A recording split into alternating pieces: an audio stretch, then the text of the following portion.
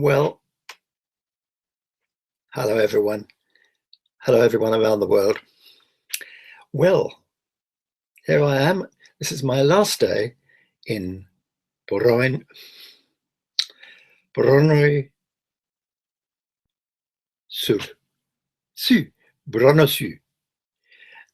in Norway, on the west coast of Norway. And at last the sun has come out, knowing that I'm going tomorrow. And so I had a very nice little walk today, this afternoon, along the front, and saw this massive liner that I think I told you about, that docks almost outside my front door, going off. And I think it probably does a daily service, either to Trondheim or maybe even Oslo, I don't know. But when they sound that horn to call everybody to get back on board, it and half shake the place. But I managed to film that, which was nice. And so I've had a very quiet, undisturbed day, and I'm preparing for tomorrow. I hope all my friends, particularly in Benidorm, will now forgive me if this broadcast and the ones I'll be making tomorrow are a little more serious than usual.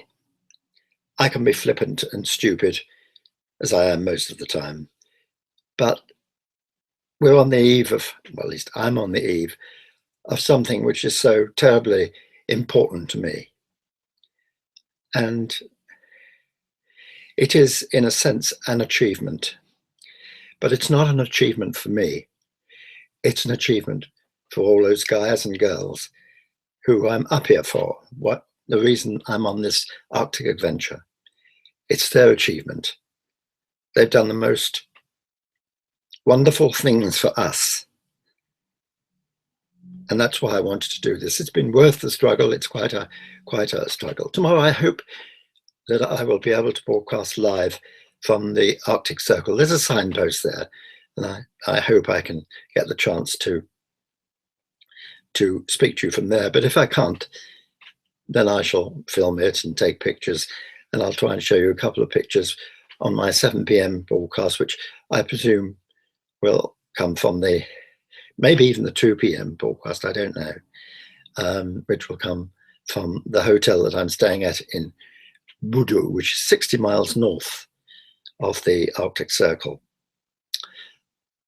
I'm anticipating it's going to be very cold there, so I shan't be wearing this. But it is going to be a very important event for me. Now, you think maybe I'm being a sentimental old fool. Well, I am a sentimental young fool to you lot. But it is important. I want to say a few things to those who have been so kind to support me and to write to me. I want to, if I may, first talk to you, Mitch. I've just had a lovely message from you and I'm deeply touched. I want you to get well soon. You know, you've got the determination. If I can do this at my age, at 85, you'll get through your problems. And I want you to.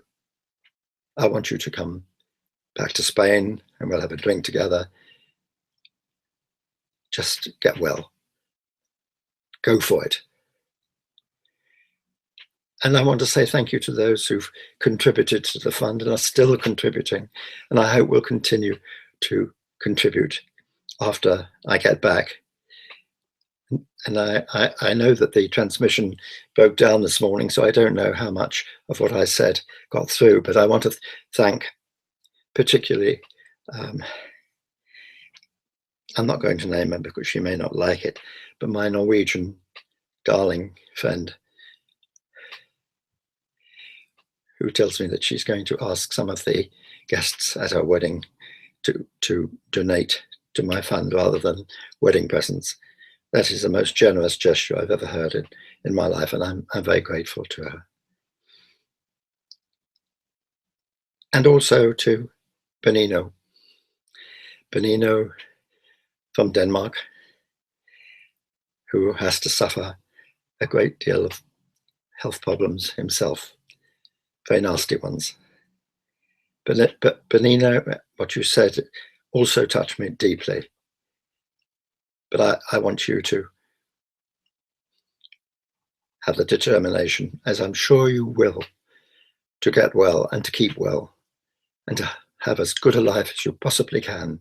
Life is very important, and you deserve a good one, really. So many people, I can't name everybody, it's impossible. People around the world who've been kind enough to write to me. I suppose at this stage I am a bit emotional, but I can't help that.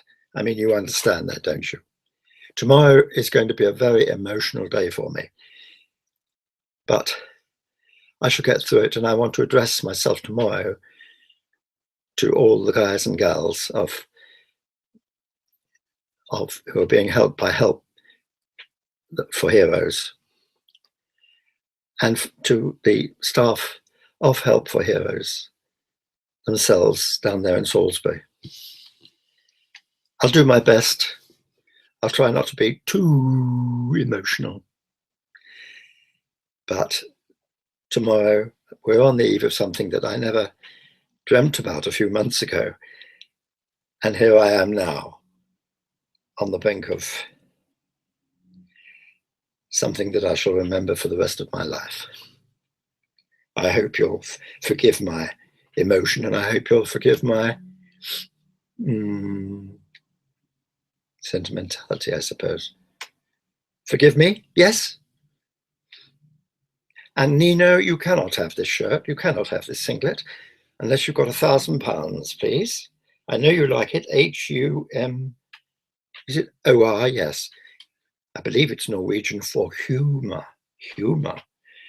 So unless I have the £1,000 in advance, I'm sorry you can't have it. Sorry about that. But being in Bronnoysund has been an extraordinary experience because it's right at the edge of the fjord.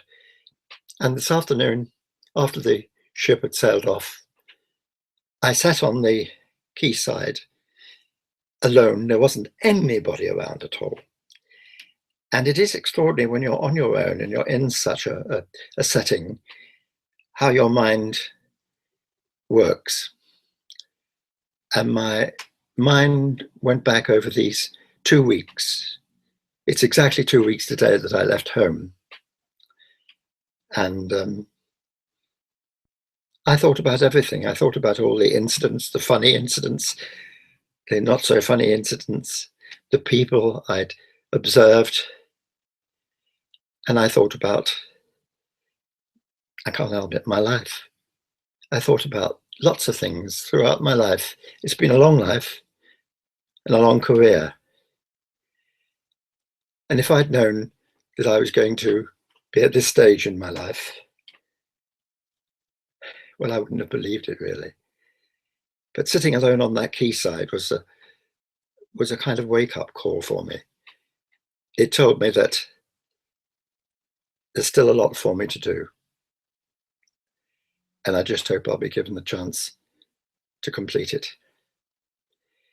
And then, of course, the journey home.